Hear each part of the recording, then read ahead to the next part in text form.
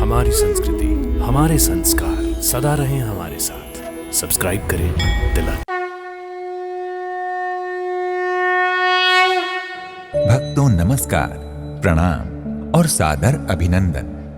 भक्तों, आज हम आपको अपने लोकप्रिय कार्यक्रम दर्शन के माध्यम से जिस मंदिर की यात्रा करवाने जा रहे हैं, वो ऐसा मंदिर है जहां भगवान रामलला की आराधना करने के 500 वर्षों से लंबित श्री राम जन्मभूमि विवाद का न केवल त्वरित निराकरण हुआ, अपितु उच्चतम न्यायालय द्वारा वहां भव्य और दिव्य श्री राम मंदिर बनाने का मार्ग भी प्रशस्त किया गया। भक्तों, हम बात कर रहे हैं अयोध्या स्थित अमावा भवन अर्थात अमावा राम मंदिर की। बोले जय श्री राम, जय जय कनक बिहारी सरकार की जय, राम जन्मभूमि की जय, पवन सुत हनुमान की जय। अमावा राम मंदिर अयोध्या का एक मुख्य केंद्र बन चुका है। जैसे जैसे यात्रियों की संख्या बढ़ती जा रही है, अपना अमावा मंदिर भी आस्था केंद्र बनते गया। इस मंदिर में 15 मंदिर हैं और सभी भगवान की मूर्ति स्थापित हैं। भक्तों, पवित्र सप्तपुरियों में अयोध्या, मथुरा, माया अर्थात हरिद्वार, काशी, कांची, अवंतिका अर्थात उज्जैनी और द्वारिका को शामिल किया गया है। अथर्ववेद में अयोध्या को ईश्वर का नगर बताया गया है और इसकी संपन्नता की तुलना स्वर्ग से की गई है। कहा जाता है कि अयोध्या को भगवान विष्णु के निर्देशानुसार भगवान मनु ने बसाया था।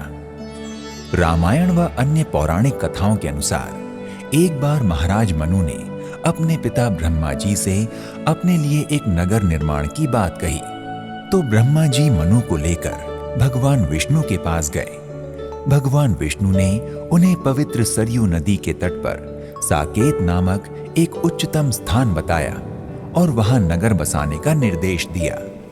उन्होंने ब्रह्मा जी और महाराज मनु के साथ देवशिल्पी विश्वकर्मा जी को नगर बसाने तथा अपने रामावतार के लिए साकेत को उपयुक्त स्थान मान ब्रह्मर्षि वशिष्ठ को भी उनके साथ भेजा। अन्यथा है कि महर्षि वशिष्ठ द्वारा ही सरयू नदी के तट पर लीला भूमि का चयन किया गया, जहां विश्वकर्मा जी ने नगर का निर्माण किया।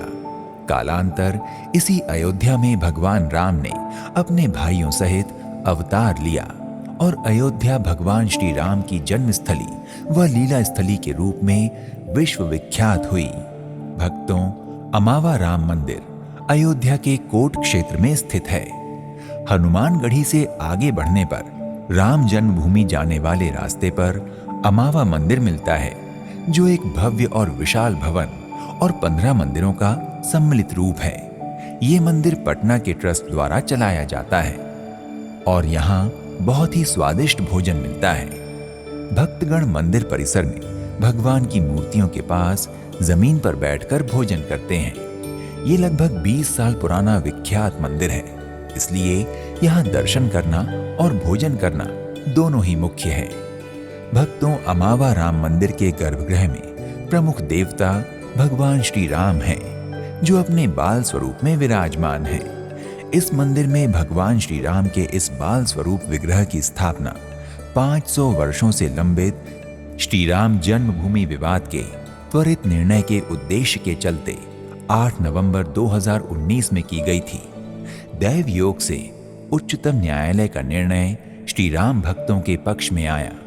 ऐसा माना जाता है कि ये अमावा राम मंदिर में विराजमान बाल स्वरूप भगवान श्री राम की कृपा से ही होना संभव हुआ है। ये जो प्रभु रामलला बाल रूप जी बैठे हैं, इनकी स्थापना इस उद्देश्य से किया गया कि यहाँ राम जन्मभूमि का फैसला हिंदू पक्ष में आ जाए। इसी संकल्प के साथ इनकी स्थापना की गई। जैसे ही आप 8 नवंबर को प्राण प्रतिष्ठा किया गया रामलला की बाल मूर्ति का, तो 9 नवंबर का मंदिर का डिसीजन आ गया कि अब यहाँ पे भव्य राम मंदिर बन सकता है। ये उच्चतम न्यायालय द्वारा डिसीजन दिया गया। इसके लिए उसकी मान्यता बहुत ज़्यादा है और वहाँ पे काफ़ी भक्तजन जाते हैं और वहाँ पे दर्शन लेते हैं। पहले राम जन्मभूमि का लेंगे दर्शन, फिर आते हैं वो अमावा भवन में, वहाँ पे दर्शन लेते हैं।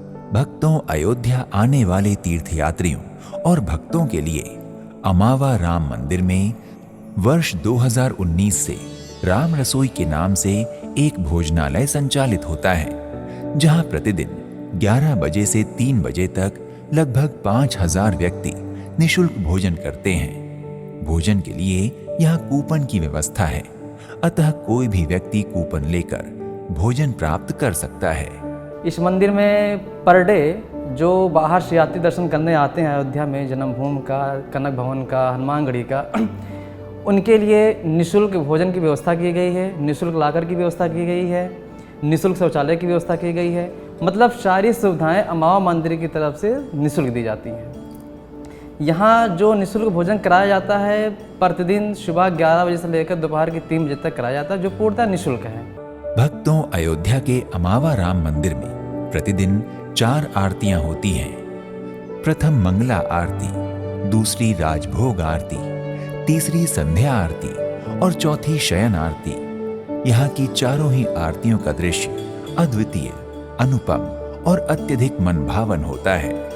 भक्तों, अमावा भवन पहुंचने का जो रास्ता है, वो रास्ता एक से बढ़कर एक दिव्य, भव्य, आकर्षक और मनभावन मूर्तियों से सुशोभित है।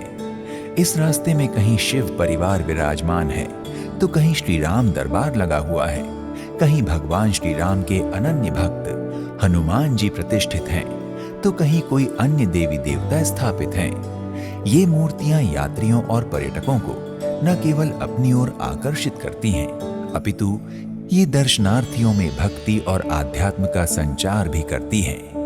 भक्तों, अमावा भवन परिसर में अमावा राम मंदिर के अलावा शिव परिवार, श्री लक्ष्मी नारायण जी, श्री राधा कृष्ण जी, दुर्गा माता, हनुमान जी, जिनका एक साथ दर्शन करना सुखद और आनंद प्रदायी लगता है। भक्तों, अयोध्या का अमावा राम मंदिर भक्तों के दर्शनार्थ सुबह 4 बजे खुल जाता है और रात्रि 10 बजे तक खुला रहता है। इसलिए आप जब भी इस मंदिर में दर्शनार्थ जाएं, तो इस समय अवधि को ध्यान में रखें। भक्तों, अगर आप अयोध्या के अमावा राम मंदिर की यात्रा के बारे में विचार कर रहे हैं, तो आप यहाँ की यात्रा किसी भी समय कर सकते हैं, लेकिन सबसे अच्छा समय जुलाई से मार्च के बीच का होता है। भक्तों, अगर आप अयोध्या के अमावा राम मंदिर दर्शनार्थ जा रहे हैं और इसके आसपास ठहरने की कोई अच्छी जगह देख रहे हैं, तो अयोध्या शहर में आपको ठहरने के कई विकल्प मिल जाएंगे।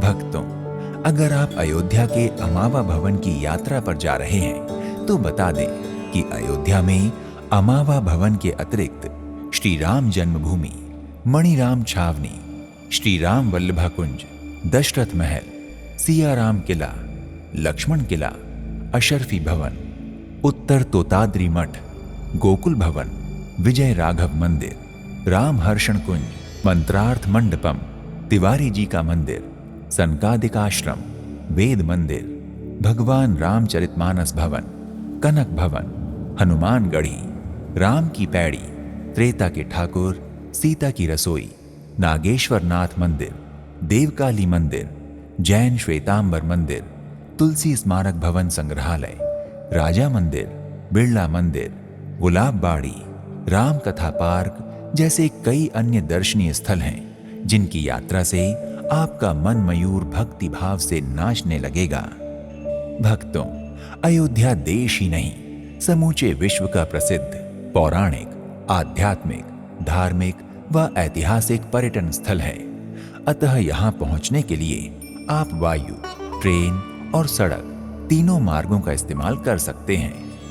भक्तों, यदि आप अयोध्या के अमावा राम मंदिर की हवाई यात्रा करना चाहते हैं, तो आपके लिए नजदीकी एयरपोर्ट लखनऊ अंतर्राष्ट्रीय हवाई अड्डा है।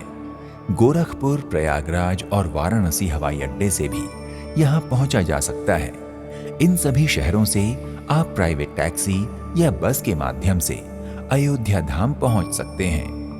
भक्तों, यदि आप अयोध्या के अमावा राम मंदिर की यात्रा ट्रेन द्वारा करना चाहते हैं, तो अयोध्या का सबसे करीबी रेलवे स्टेशन अयोध्या धाम रेलवे स्टेशन है, जहां से अयोध्या नगर लगभग 10 किलोमीटर की दूरी पर है। अयोध्या का रेलवे स्टेशन लगभग सभी प्रमुख महानगरों एवं नगरों से भली भांति जुड़ा हुआ है। अयोध्या धाम रेलवे स्टेशन लखनऊ से 128 किलोमीटर, गोरखपुर से 171 किलोमीटर, प्रयागराज से 157 किलोमीटर एवं वाराणसी से 196 किलोमीटर की दूरी पर है, जहां से अयोध्या जाने के लिए आपको टैक्सी व बस की सुविधा भी मिल जाएगी।